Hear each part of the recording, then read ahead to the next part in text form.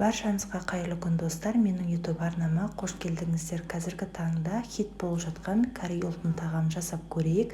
Өте дәмді әрі тойымды тағам екен. Видеоны соңына дейін қарап рецепті көріп алыңыздар. Төменге описанияға рецепті жазып қалдырдым. Ең алдымен қамыр ашытамыз. Жылы сүт пен жылы суды араластырып алып, осылай ыдысқа құйып, үстіне қант пен тұз қосамыз, және де ашытқы қосамыз. Осы сәтте сұйық май қоссаңыздар болады, немесе ұннан кейін қоссаңыздар да болады. Осылай араластырып аламыз да ұнымызды електен өткізіп қосамыз. Аздап қосып қасықпен араластырамыз да, және де ұнды тағы да қосып қасықпен араластырамыз. Одан кейін сұйық майымызды қосып жұмсақ етіп қамыр илейміз. Тым жұмсақ болуға да болмайды. Қамырларыңызды илеп болғаннан кейін бетін жауып 1 сағатқа ашығанша қалдырып қоямыз. Ол уақытқа дейін, яғни қамырымыз дайын болғанша салмасын начинка дайындаймыз. Табамызға сұйық май құйып, жақсылап қыздырып аламыз да етімізді саламыз. Етті жіңішке ұзын етіп кесіп, осылай жақсылап қуырамыз.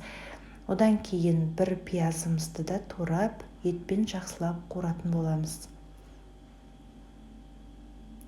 Жақсылап қуырып болғаннан кейін болгарский сәбізді ұзын жіңішке етіп тураймыз да, осылай тағы да жақсылап қуырамыз. Одан кейін мен тойымды болу үшін 2-3 дана картопты 4 бүріш етіп қосып қуырдым. Осы сәттер жақсы түспей қапты. 2 ас қасық соевый соус, 1 ас қасық томат қостым да, үстінен мінекей осылай су құйдым. Бетін сәл жауып тұрса болды.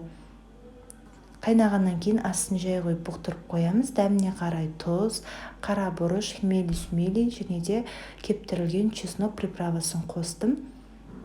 Және де лавр жапырақтарын қоссаңыздар да болады. Осылай астын жай қойып жарты сағат 1 сағатта пісіріп аламыз. Подливіміз дайын болғанша енді қамырына кірісеміз. Қамырды ашып қалды. Қамыры жұмсақ болғандықтан оңай жайылады. Қамырын осылай дөңгелектеп жайып аламыз да, пиаланың көмегімен дөңгелек етіп ойып аламыз. Кез келген дөңгелек пішінмен ойсаңыздар болады, бірақ тым қатты үлкен етіп оюға болмайды. Қамырларыңызды жұқа етіп жаямыз, қалың етіп жайға болмайды, өйткені буға пісетін болғандықтан өзі ісініп әдемі болып піседі. Осылай дөңгелектеп алғаннан кейін арасына міндетті түрде жабысып қалмас үшін сұйық май жағамыз. Барлығына сұйық май жағып болғаннан кейін мантаваркамызға салып, жарты сағатта пісіріп аламыз. Негізі 20 минутта жеткілікті екен, менікі сәл ұзақтау тұрып қалды. Достар, асығыс болғандықтан мен осылай дайын түрі, мінекей піскен түрі, тағамыз осылай шығады. Өте дәмді, отбасыма қатты ұнады, сіздерге де ұнары сөзсіз. Міндетті түрде осы тағамды жасап көріңіздер. Видеоны соңына дейін қарағандарыңызға рахмет, баршаңызға ас болсын.